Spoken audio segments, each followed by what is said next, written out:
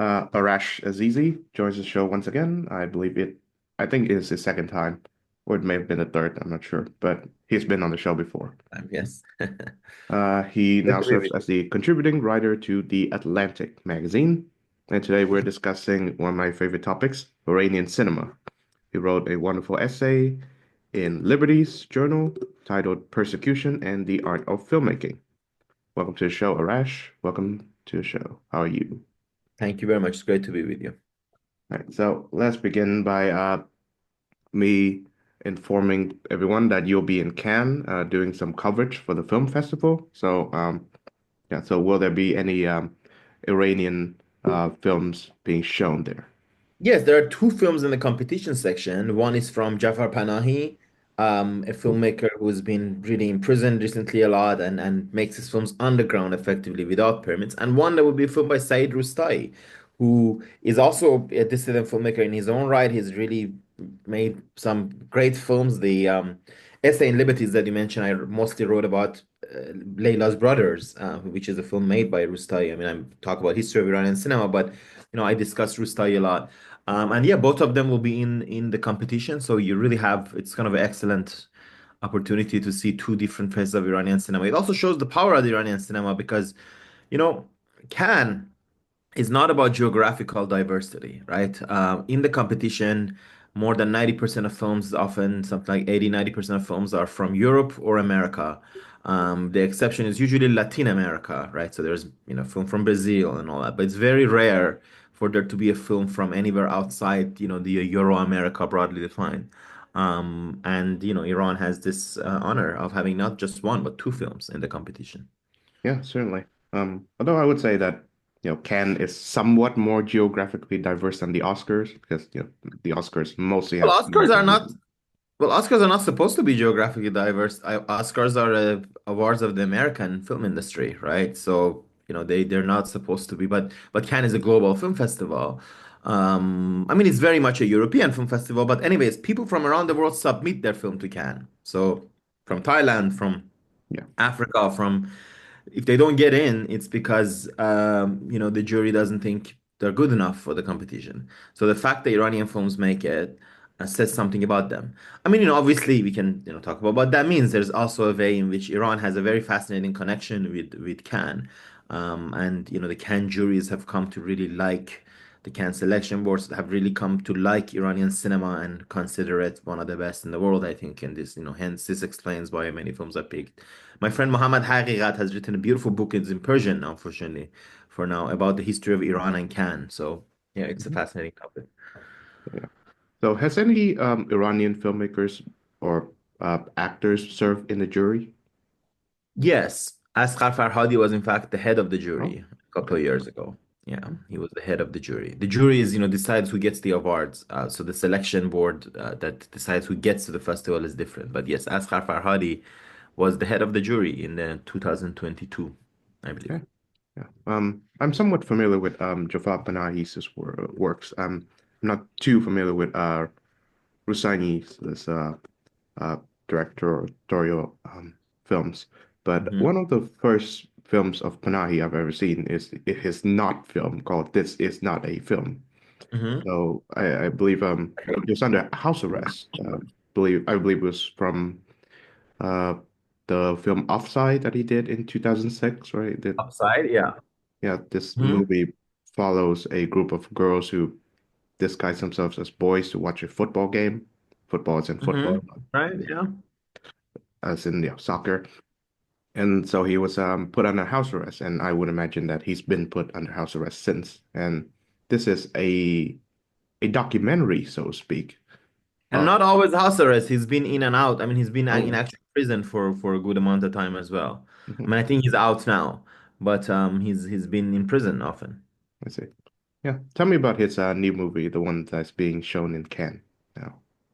Well, I haven't seen it, so I can't really talk about it. The way it works in Cannes, especially, is that the filmmakers don't really reveal a lot about their movies before it gets a screen. They want to keep the excitement. It is called "It Was Just an Accident." We know that it is a as it was shot without official permission. France and Luxembourg are its co-producing countries. That usually has to do with production and financing. Yeah, and we don't really know the story. Let's see. It's I think it's supposed to be some sort of a mystery, but there's also a mystery around the film. As I said, it's very usual for film in Cannes, so I can tell you in a week, but not now. All right. Yeah. I hope to hear more about it. So, did you grow up on Iranian movies? Yeah, very much. I grew up in Iran and naturally sort of, watched a lot of Iranian movies. Um, uh, yeah, so that's like my, in Iran that I grew up in, I was born in 1988. The cinemas barely showed any foreign movies. I mean, they showed some Bollywood, which we didn't go because by that time it was not something that my generation did. Funnily enough, because I've gained a new appreciation of Bollywood films in recent years myself. And then um, uh, so the Iranian films was the only thing that cinemas showed for the most part. I mean, at some point they started showing some foreign films. I remember Michael Moore's Sicko was shown to a wide acclaim. There was one seance at like 9 or 10 p.m. in a cinema, in Tehran, Farhang cinema, where they showed English films, with subtitles. That means, without dubbing. So that was kind of exciting. And I remember I watched Green Mile there. I watched Michael Moore's Sicko. There was sort of Clown Lanzmann French films that I think we saw there. But yeah, other than that, I mean, I obviously then got into DVDs and watched a lot of American and European films and Japanese films, like by ourselves, so to speak. But Iranian cinema definitely had a very big role in my upbringing. Yeah. So, as an aside, so what appreciation have you gained from Bollywood movies? Well, in recent years, I mean, Bollywood is a sort of a Bollywood is a really sort of fantastic cinematic tradition that I think is often not appreciated, by people. It's actually appreciated by hundreds of millions of people around the world, right? It's very popular in the Arab world and Iran, very popular in Afghanistan. I believe it has popularities, obviously it has popularities with South Asian diasporas and Indian diasporas around the world. So in the United States, I've often seen Bollywood films on a screen. You can usually find in many cities around. I remember in South Carolina, I watched a beautiful film called Koshi. And in Atlanta, Georgia, there was a cinema I discovered where showed only South Indian films. So, India is obviously a massive place. Bollywood usually refers actually to the film made in Hindi. B stands for Bombay, right? So Mhm. Bombay or Mumbai, as it's now called, it's the center of this Indian film industry, in Hindi language film industry. But I know then there's a southern India film industry in Dravidian languages like Malayalam and Kannada. Like really excellent films there. Yeah, the appreciation, I guess it's for, if, for example, the cinema of Yash Chopra that I followed, this like really mogul of 20th century Indian cinema, and the Kapoor family, which has very interesting, fascinating intellectual histories, also goes back to the foundation of India, um, as in independence of India in 1947, 48. From then in, these Kapoors were really part of this sort of fellow travelers, even of the communist movement, I would say, broadly defined. Um, and the progressive theater of the time, they had an important role. And from that, those sort of artistic sensibilities, Raj Kapoor was called the Charlie Chaplin of India. It's this really larger than life actor. He and his father, Prithviraj, were sort of came from this tradition of theater and filmmaking, and they were able to make this sort of empire of films. And if you look at these films closely, obviously they're known for their songs often. It's a musical cinematic tradition, but they're really wonderful mediations on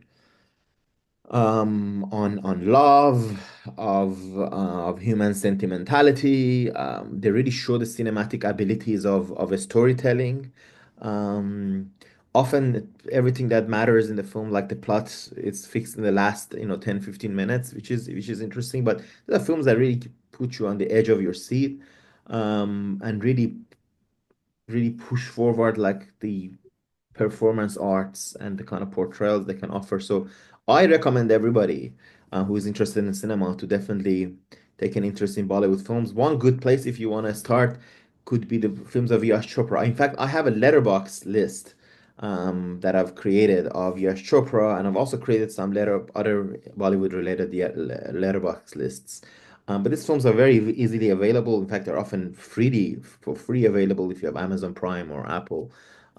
So it's not a very hard endeavor to get into, and yeah, I recommend it for sure. Right. Yeah. Do send me that letterbox list once For sure. we conclude this recording. And yeah, the only Indian film that I'm familiar with is Satyajit Ray, but I understand that he's not part of the Bollywood like category. Azizi Ray is Bengali, Mm, right? So he's Bengali, and yes, it's that's why he wouldn't really count as part of Bollywood and a sort of artistic Bengali tradition. Bengal is really the sort of a very intellectual part of India's artistic and literary tradition. So some of the best writers, best filmmakers come out of Bengal. They also speak Bengali, which is the different language. Obviously, that's like we're talking east of India, right? Yes, Satyajit Ray is very well known. I also knew Satyajit Ray since I was a kid, actually. I watched those we would watch, right? As I said, in Iran, we were too intellectual for Bollywood, but we would watch Satyajit Ray. We watched Pater Panchali and Apo's Story and other films by him. yeah, Obviously, these are beautiful sort of works of social realism. They're, very gritty, very inspired by Italian neorealist cinema, or perhaps inspired themselves as well. But yeah, there's very different tradition from Bollywood films. Bollywood films are often from the Yash Chopra films that I talk about, they're very colorful, for example, obviously, and they hit these musical traditions. Um, they often take place in breathtakingly beautiful places, including Switzerland, which is a very favorite place for Indian filmmakers in those years, right? So usually there's a Swiss honeymoon scene, or businessman goes to Switzerland and London, obviously at some point, which is obviously interesting to analyze as part of what did it mean for post-independent India to have this sort of view on Europe shortly after independence. To me, actually, when you look at it sort of speaks of a cultural confidence in some ways.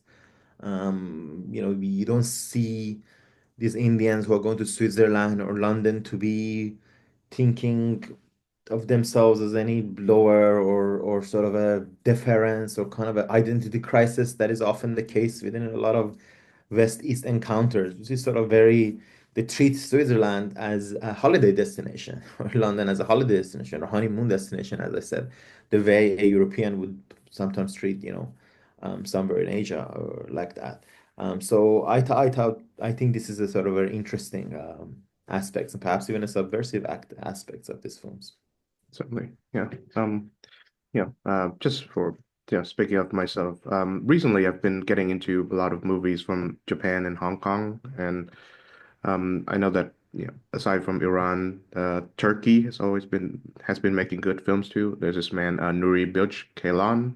I hope I pronounced his name Nuri correctly. Bilge Ceylan, yes, he's one of Yes. my favorite filmmakers as well, actually.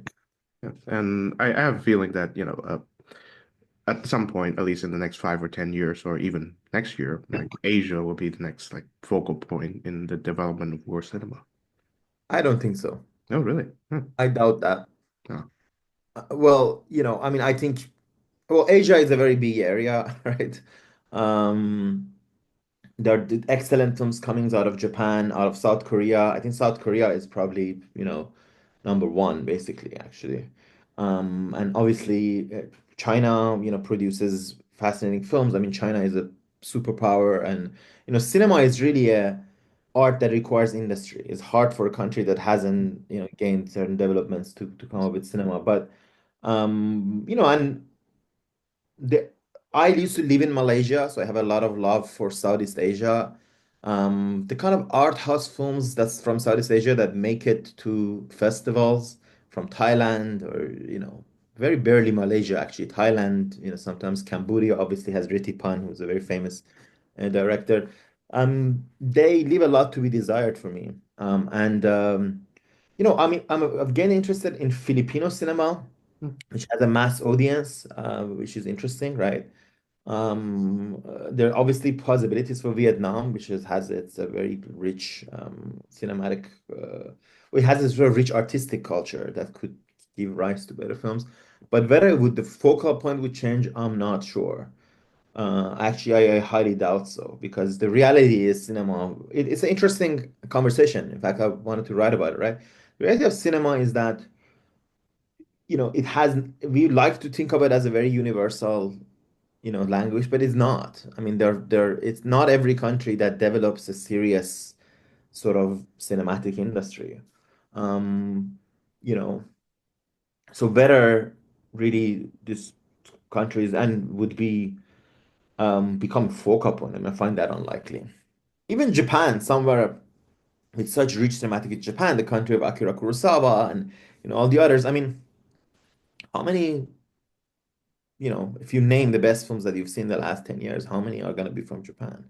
Ryosuke Hamaguchi made a lot of noise and got an Oscars and really did make a beautiful film. But yeah, anyways, so no, I don't think the focal point is going anywhere. I think the game still remains to be Europe and the United States. But I very much hope to see films from elsewhere in the world. But cinema, I would say this: cinema is an art under siege in many ways because it's a we forget the radical degree to which it's a minority art. You know, people don't watch movies. I mean, most people don't watch movies. The act of going to cinema regularly has been reduced to a very, very niche thing to do. It's hard to find anybody who goes to movies regularly, right? Let's say they'll go once a month. It's very hard to find. And that's in the United States. It's worse in other countries. I mean, it's better in some countries in Europe. Mexico, I guess, is good, right? India is a very high cinema going rate in India. Um, oh yeah, this is the other part we didn't talk about. Latin America also has a good cinema and sort of some contention for getting a big chunk of what is global cinema. Um, Anyways, no, I don't want to ramble, but cinema, I think it's a very challenged art because people don't appreciate it. It's not a big part of media consumption diet of many people. Um, and if you like cinema, you have to go to the movies and support the movies. But if we live in this age where everybody has short attention spans and no one wants to sit 2 hours and watch a film. So I think cinema has its challenges. Certainly. If Asia is going to come and save us and save cinema, I would be, very happy about that. It is true that, for example, China, as a growing economy, has a very important role in world cinema now, right? Because, you're talking about hundreds of millions of people as potential viewers. So when they decide to get into a film and watch it, I mean, that changes the fortunes of that film. This was the case, for example, for some Japanese filmmakers, actually, which recently have been able to. Many people in China like watching Japanese films. Obviously, there's a old civilizational relationship between the two nations, so that really has changed the, you know, yeah, has changed the fortunes of Japanese cinema, right? And changed the economics of Japanese cinema. Certainly. Yeah. Um, yeah, I should say that, yeah, before I became a religious person, church was, sorry, film, the cinema was equivalent to church to me. And of course, I'm now a believing Christian, a Catholic person. Church is church, but still, movies occupy still a different, Well, I don't have a very church, important. so cinema has always been religion to me, and it remains so. But we're a minority. I mean, Yeah, and a very small minority. I mean, it's a painful fact for me, by the way. I don't like it to be minority. I want everybody to watch films, but you know, it's just hard. I mean, you don't see people. People don't watch films on a massive scale. And if they do, they stream it. I mean, it's fine. Let's say it's fine. The streaming. I mean, I don't think it's fine, but whatever. I don't even need to get in that conversation. But even there, um. Yeah, less and less. I mean, I don't know. We should also look at some numbers. I'm often this old grumbling guy who is always talking about how terrible everything is, but I think it's fair to say, look, like I'm gonna go to Cannes in a few days. you see so many great films there, and just most of these films will not get distributed, not be seen, and that's a sad thing. I hope it can change. Totally. Yeah. But let's focus on the main topic at hand. Is there a difference between the films that are approved by, say, Iran's Ministry of Culture versus the ones that are not? Well, what do you mean? I mean, the difference is obvious. Like, so in Iran, if you want to make a film, you need to go through a process, right? The process is, yeah, Minister of Culture and Islamic Guidance has to approve you on every level. So you first to give a script, they approve the script, then have a film, they approve the film, on every level, and they issue a permit, right? So there's a bureaucracy that does this. Now, from 1979 onwards. Before 1979, also, there were obviously, Iran was a dictatorship also. So there were also similar kind of limits. Oh, and then you need a permit to show the film. So sometimes you go through all of this, but you don't get the permit to show the film. Now, you don't need to permit to show the film in the festivals, even festivals inside Iran. So what happens sometimes is that a film might even be shown at the Fajr Film Festival, which is the main film festival in Iran. It happens February every year in the anniversary of the revolution. Um, it might be that the film is shown there, but it is does not receive a permission for broadcasting. But obviously, that also so this is a historical matter that since 1979, okay, so this has been the way Iranians have made films under the Islamic Republic. You go through the process.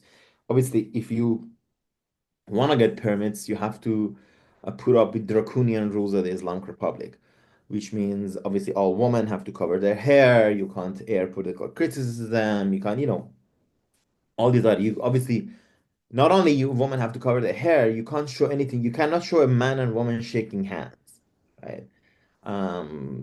You cannot show someone touch the shoulder of someone really, of two opposite sex, right? Um, so, these are draconian sort of and ridiculous restrictions on form and content. But the Iranians have made all their great films despite this. And there's a lot of conversation as to, how to understand this. Why is it that Iran is this very close place, but also great films come out of it, and there are tons of different opinions about all of this. But in recent years, there are new phenomenons because of the advent of technology.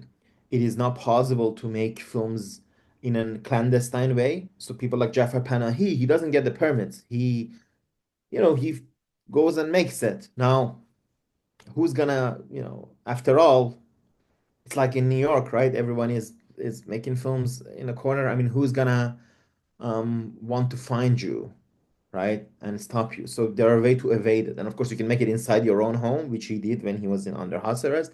But even if you look at a film like Three Faces, he's shooting all over this sort of villages in south northwestern Iran, but he's able to evade the authorities, right? He's able to evade the authorities. And of course, you can also just disseminate films easier online and in other words. Although you have to realize it's a huge challenge. How do you make money then, right? So if you cannot show your films in cinemas, how are you supposed to, where's what's going to replace the money that you would have otherwise made at the box office, right? An answer that can be foreign box offices in some points, but that's also difficult because, as I said, this is a world in which nobody watches movies. So, how are you gonna, pay for a film by trying to show it in audiences abroad? In a place like France, there's a lot of interest in Iranian films. So a lot of Iranian films get shown in France. Um, and there is an audience there. They can sometimes make the money there, but it's difficult. Anyways, so there's a bifurcation of Iranian cinema that there is the legal cinema and there's the illegal cinema. And there's a third part, which is you could say is also part of illegal cinema, which is Iranian diasporic cinema. This is how Iranian filmmakers make films just entirely abroad and for audiences abroad, but obviously also seen in Iran. For example, if you look at Reading Lolita in Tehran, this beautiful film that I like by Eran Riklis, Israeli director, but everybody in it is Iranian, all the actors.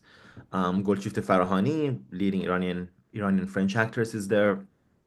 And this film was shot in Italy. It's a film set in Iran, makes place in Iran. It's based on an Iranian book by an Iranian writer, Iranian filmmakers. except for the director who's Israeli, and some of the other, people in the film are some of the crew are Israeli, obviously, but the cast is entirely Iranian. This was shot in Italy and it's now being shown across the world. It's shown in France. I know it was shown in festivals in the United States, in Spain, other parts. Anyways, so yes, there's effectively now three Iranian cinemas, so to speak. I see. Yeah. I do know of the actress, was it Shoreh Aghdashloo? I hope I pronounced her name Yeah. correctly. Yeah. She starred Yeah. in this movie with Ben Kingsley and Jennifer Connelly. That's the Also House Sandra of the Hall. Sand and Fog. Yeah, so Shora Aghdashloo used to be, an actor before the revolution. She was driven out like many other people. Yeah, she's actually a great example of a diasporic Iranian actress. She's kept to her Iranian identity. She obviously played mostly in sort of foreign films, right? But she's also sometimes been part of Iranian, what I would call Iranian diasporic films, are films that are shot abroad, but they're entirely Iranian. Like the Estoning of Soraya M is one example, right? Which she was in, and I think some others. And there are also films that are, you can say, um, a fourth, or perhaps again, this is part of the whole diasporic cinema, is that films that are Iranian themed, but not quite Iranian necessarily. I mean, Iranians are a big part of them. Um, there's this film I saw, for example, Charmer, I think it's called, sort of a Danish production. The main actor is Iranian. There's a lot of Iranian themes, but you can't really say it's an Iranian film. It's a Danish film with an Iranian sort of, character. So these are all sort of the results of Iranians' displacement and refuge in other countries. Yes. So to what extent were filmmakers affected by the revolution? I know it's a pretty obvious question, but yeah. Well, I mean, yeah, there was a film industry in Iran before 1979, and effectively, and a very successful arts industry, of course, no great singers. The 1970s was really a golden age of Iranian pop culture. And it all basically had to stop overnight. It came to a halt. Um, Most of these people were considered to be un-Islamic. So they were not welcome in this new Islamic Republic, and they were driven out of the country. Most of them found their way to, either England or Washington, D.C. or Los Angeles, which Los Angeles became a sort of a early home of diasporic Iranian artistic culture production. When I grew up in Iran, still a lot of the pop songs we listened were produced in Los Angeles. Um, and Yeah, so it was a very heavy blow. And Ayatollah Khomeini, the supreme leader, wanted to ban, certainly was interested in banning music outright. The believed music, there was no role for, and the current supreme leader, Ayatollah Khamenei, also, I mean, they were spoken so negatively of the very possibility of music. But obviously, music wasn't quite banned. A lot of forms of it were banned. In fact, in the Iranian TV, it remains, I believe, forbidden to show a musical instrument. Sometimes this ban is broken, but you cannot show a musical instrument, which is really crazy. Even the supreme leader used to play dotar, which is an Iranian musical instrument himself. But anyways, so cinema also was kind of not, really encouraged, although Ayatollah Khomeini saved cinema in some ways, I said ironically in quotations, um, he saved cinema Ayatollah Khomeini praised the film Cow, made by Dariush Mehjoui, which was a great Iranian film and known as beginning this new wave of Iranian cinema. So you see the sort of intellectual new wave Iranian cinema in the 60s and 70s by people like Dariush Mehjoui, was considered to be oppositional to the Shah's regime because, obviously it was dissidents, intellectuals, leftists, right? These are not the kind of people who get along with the government. In fact, they're the kind of people who supported the 1979 revolution. So Khomeini's comment, he sort of said haphazardly that, if you make films, make good films like Cow, right? So for some reason he liked this film, and so it sort of made an opening that okay, we don't need to quite just shut cinema, and we can have our own films. But the 80s were a very tough decades in Iran because it was also a decade where we were involved in the 8 years war with Iraq. After Saddam Hussein attacked our country in 1980, and this long war began. So this was a decade of deprivation. I mean, it was a war-torn economy, post-revolutionary economy, and also extremism in Iran, really. I mean, the Islamic Republic had come to power with a vengeance and wanted to make a puritanical society. So this is not a great decade for Iran. Of course, it's also a decade of blood, domestic repression. Tens of thousands of political prisoners are executed and killed in this decade. So it's not exactly a decade of blossoming of arts, right? And TV even has like a couple of channels. They started making the first post-revolutionary TV series. But of course, slowly, the cinema also develops in the 80s. Some of the pre-revolutionary artists are able to reinvent themselves in the post-revolutionary period. There are war films, some important war films. Samuel Khachikian, perhaps, sometimes known as Alfred Hitchcock of Iran, is one example. Khachikian is someone who's made sort of adventure, sort of war type of films, and he's able to make them post-revolutionary period. Perhaps the greatest director who is able to transition post and pre-revolution is Masoud Kimiai, who has made some classics of Iranian cinema before the revolution. Qaisar and Gabaznha are the two, the deer. Right? So Qaisar is a name, and the deer is this other film. These are classic films of Iranian sort of social dramas, and Qaisar is one of my own favorite films. And if you do calculations, it's probably still the highest highest attended Iranian film, because back in the day, people would see it 3 times. Excuse me. Excuse me. So, anyways, Kimiai is able to remain in Iran, reinvent himself, make new films of varying qualities, but he nevertheless continues working.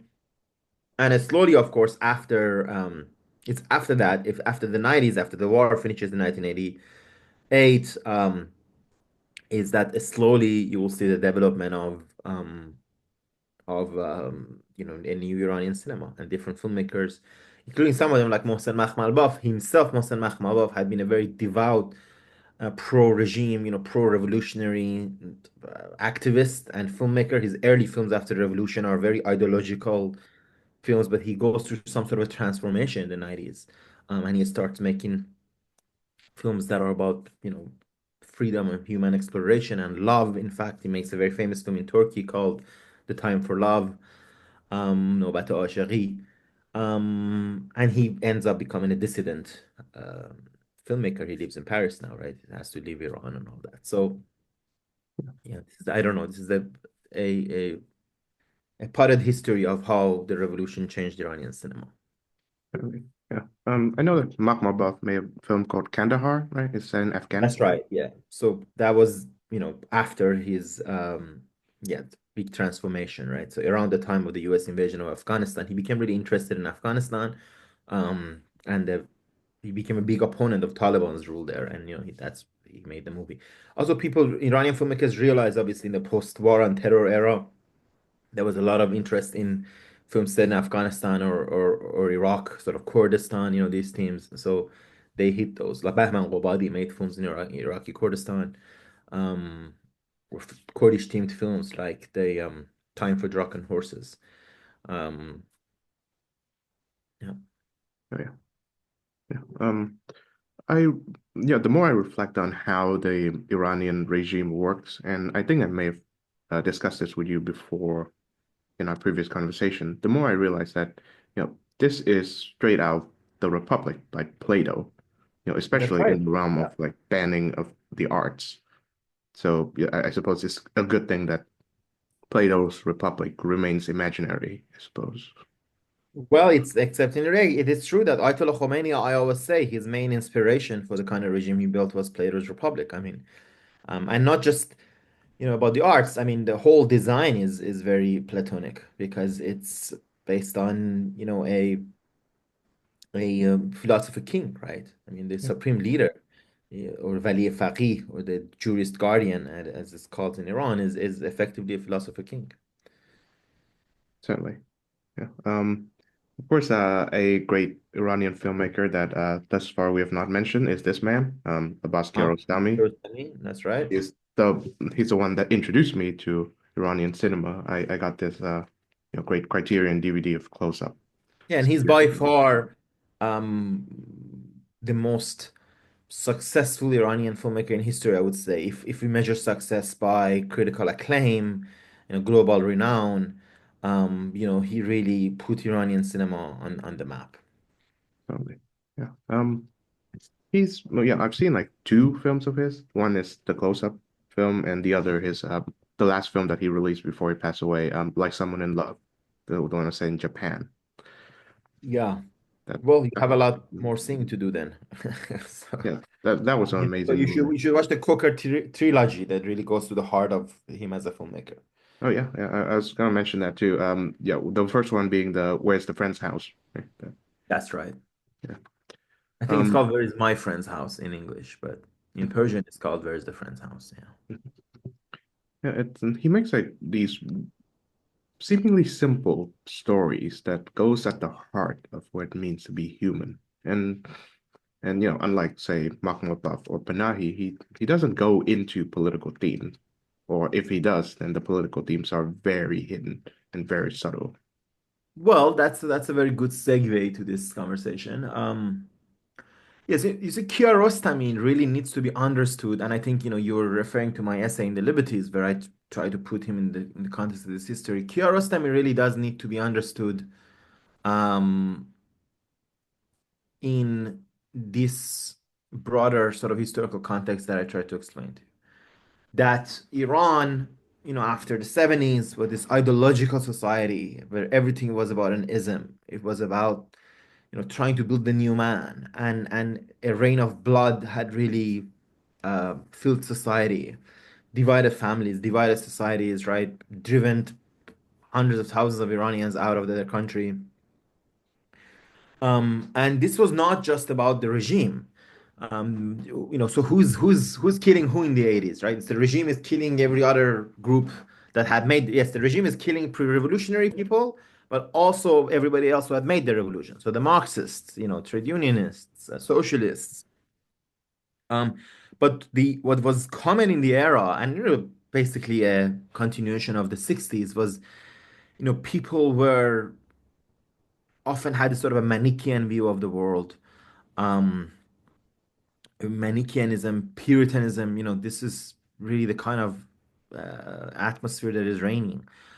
People would, you would get,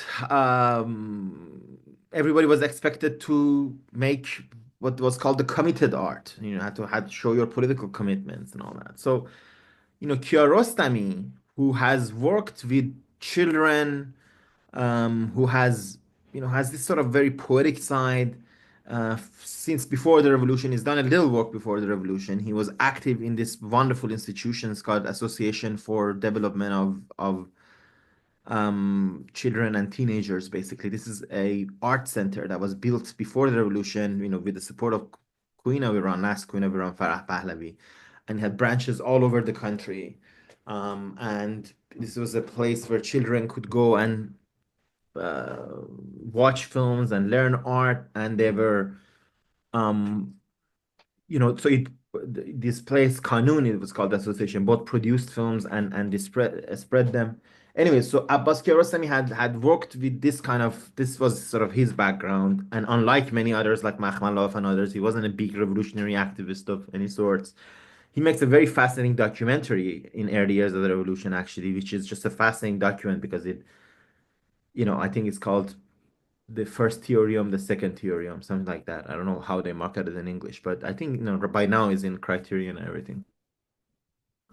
This is a wonderful documentary in which he talks to everybody who matters in the early years of the revolution. So a lot of political leaders, like Kianuri, the leader of the Iran's Communist Party, the Tudeh Party, Lahiji, a leading human rights figure. Anyway, so he's talking to all these people and really has this fascinating cinematic document. But the Kiarostami in the 90s starts making these films like Where is my friend's house, which is set in this little village in north of Iran, Koker, which later on in this three films set there are become known as Koker trilogy in the Iran's Gilan province, Iran's most beautiful, sprawling province, by the mountains and by the Caspian Sea, full of little picturesque villages, and this atmosphere itself, it like tells you something about the kind of cinema he's gonna make. It's gonna be poetic, it's gonna be dreamlike, it's gonna be very humane.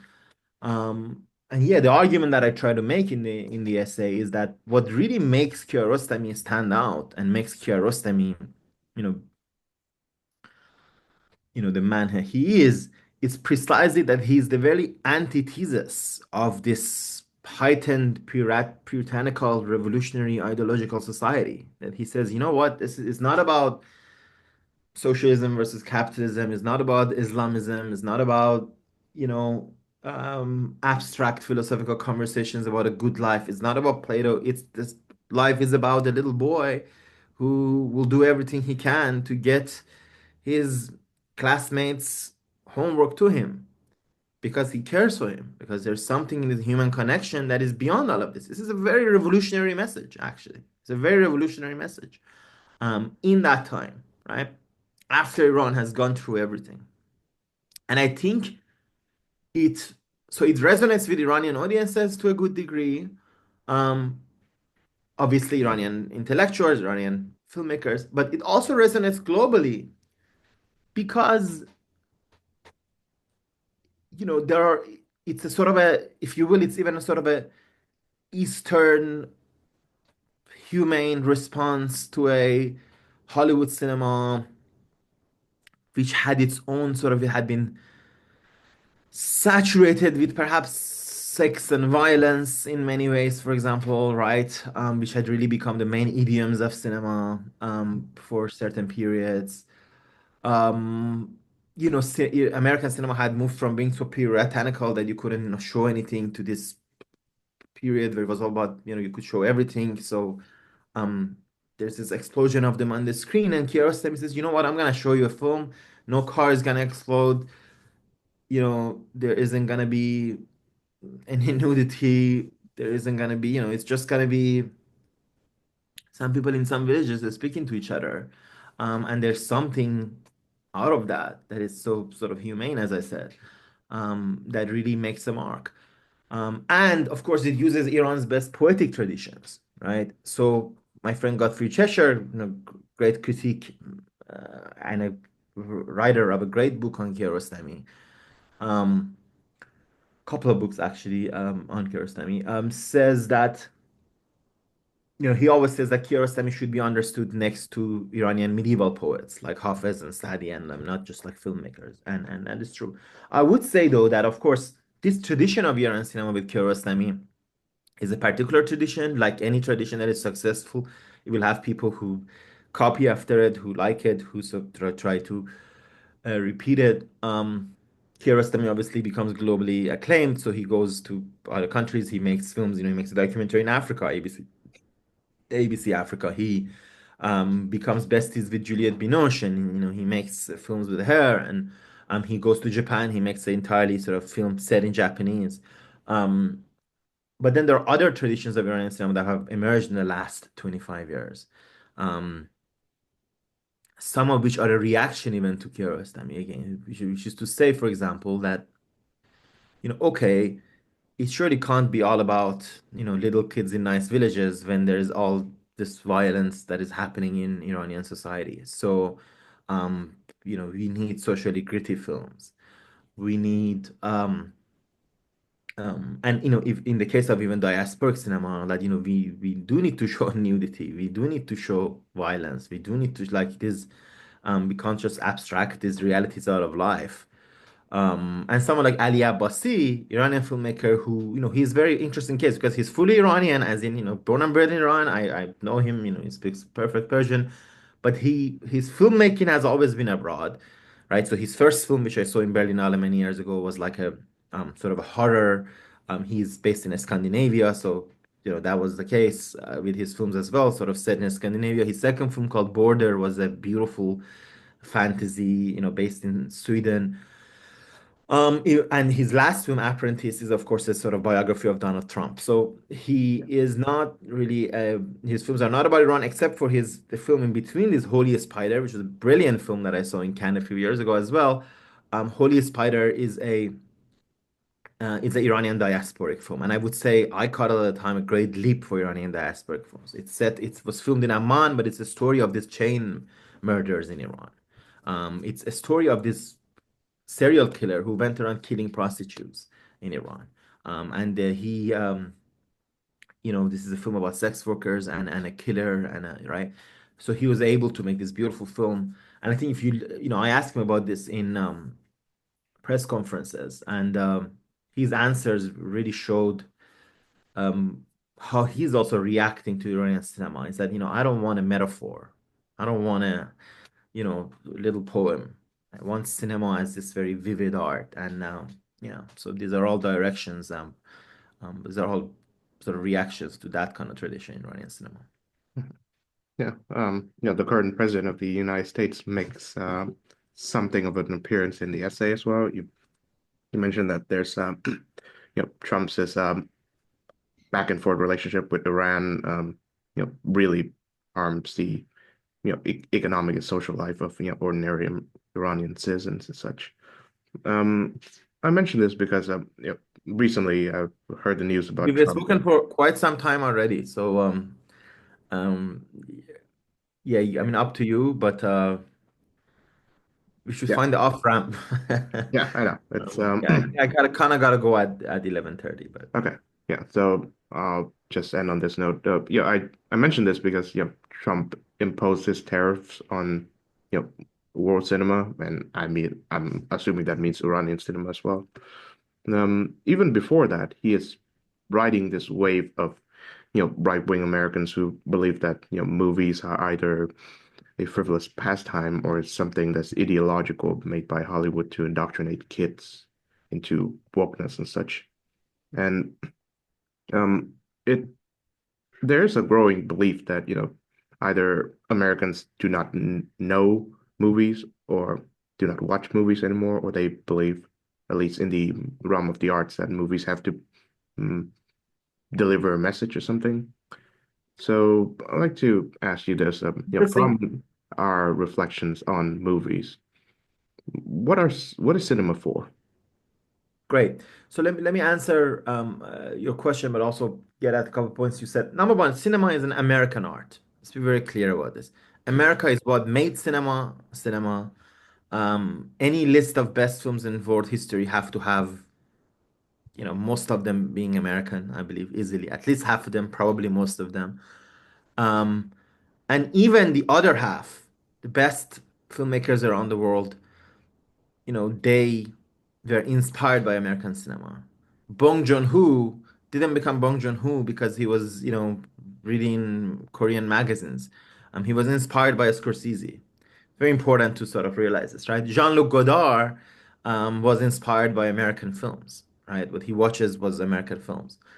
So this idiotic sort of position that some have, that somehow European cinema good, American cinema, Hollywood bad, just shows an entire ignorance, I think, of what cinema is and its history of cinema. There is no cinema without Hollywood, right? Um, you cannot imagine a cinema without Hollywood in history, right? And even today, of course, Hollywood has a very important and role. Um, and American cinema has an indispensable role, despite all of its problems and challenges. But certainly historically, that's the case. Now, as for Americans not watching movies, again, we can look at the numbers. I believe the problem is global, right? So it's not just America, but um, and certainly the other. So I think there is a displacement of cinema as an art, which displacement that has happened, it started in the 50s and 60s in some ways and continue to this day, which is that people, um, well, there's displacement of art as a whole, actually, right? People don't read novels, they don't read, um, high art has undergone some sort of a challenge, basically. And I think some sort of democratizing impulses of what have helped to ruin the place of high art, right? This idea that basically, well, everybody can make art. Why it should be so special? Who cares that there's like, canonical, who cares about the canon? You cannot, you cannot have an appreciation for a high art without a canon, right? When I talk to you, you ask me about Bollywood, I have to talk about Yash Chopra and the Kapoor family.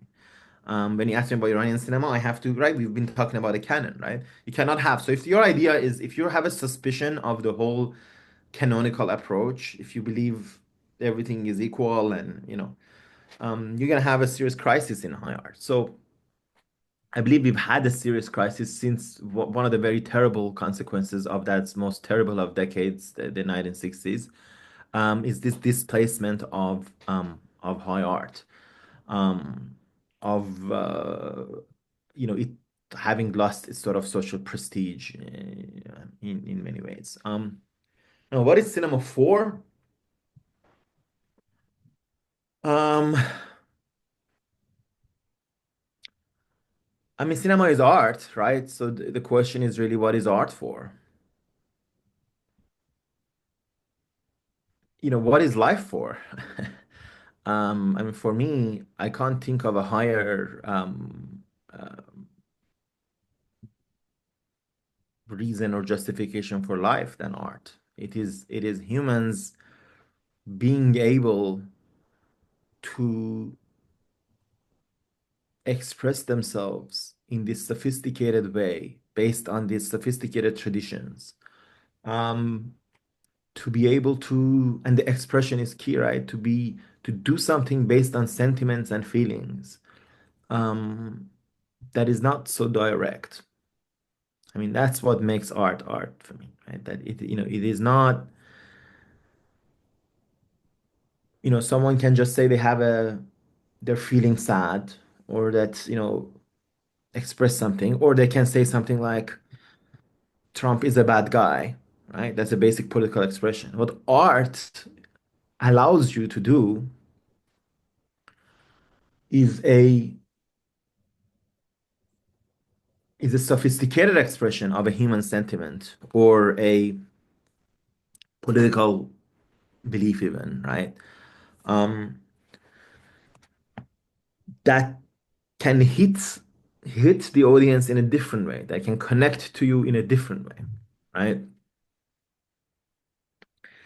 Um, and cinema has produced its own traditions, its own idioms, in doing so.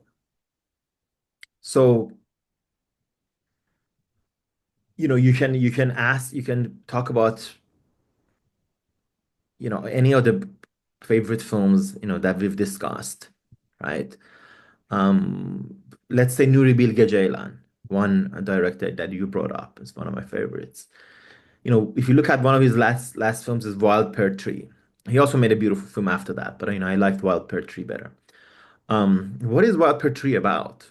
It's about a young Turkish writer who is just not doing very well, basically. He has sort of problems with his family. He wants to be a writer, but there is really no place for a writer in Turkish society.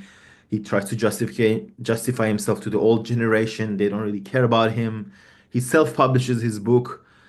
His father doesn't really care about him. The girl he liked in his village doesn't really care about him. And it's sort of there's a story of this sad guy. Um, it would kind of be pathetic if someone just said, "Oh, okay, here's the story of my friend. He's such a loser. He's done." But why is it such a great film in 3 hours? Because it's able to explore something about humanity, about what does it mean to really face this world as an artist and want to say something about it, but be stymied at every turn. What is the contradiction between life and art? Um, so that's one example, right? This is only art can do that. Only film can do that. If and here's the thing, and that's why the depth of the art is the kind of didactism that now is often shown in films and also expected by audiences. If you want to just go somewhere, so I mean, Wild Pear Tree, actually, let's talk about this film, right? Like, what is this film? You can't pinpoint immediately, like, is this a film about alienation of writers? Is it a left-wing film? Is it a right-wing film? Is it, what is it, right? You can't pinpoint it. It's a film about, um, as I said, it's a film about artists and their challenges in some ways, but it's also a film about humans not finding themselves in life, right, and being lost in life, right? Um, Cinema has unique abilities to portray that, but if you don't use these abilities, if instead, you make a film that, I mean, some of my least favorite films of recent years, if you make a film like Boots Riley's Sorry to Bother You, where it's so on the nose. There's a story, it's a very clear metaphor, you totally get it. That's not art. That's just like a cheap metaphor. To be clear, you can make, of course, political cinema. Let's say Spike Lee's Malcolm X. Wonderful, beautiful film, right?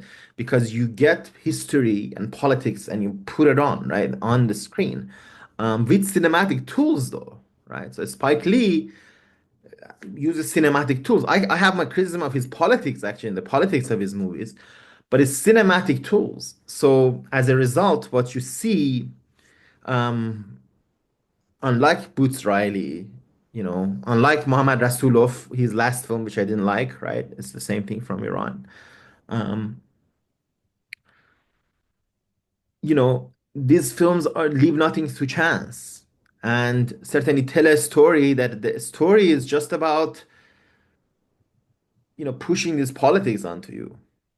Whether in case of Rasulov is the woman like freedom movement in Iran, or in case of Boots Riley is his criticism of racism and capitalism, you know, you didn't need the art to know that. You can just these guys could have just showed up there and shouted some slogans. But that's not what are capabilities of art, right? Anyways, wandering conversations, but these are some thoughts. Yeah. Well, that's a wonderful way to end the show. Thank you very much, All right. Azizi. Thank you very much for having me, and yeah, hope to be with you in future as well.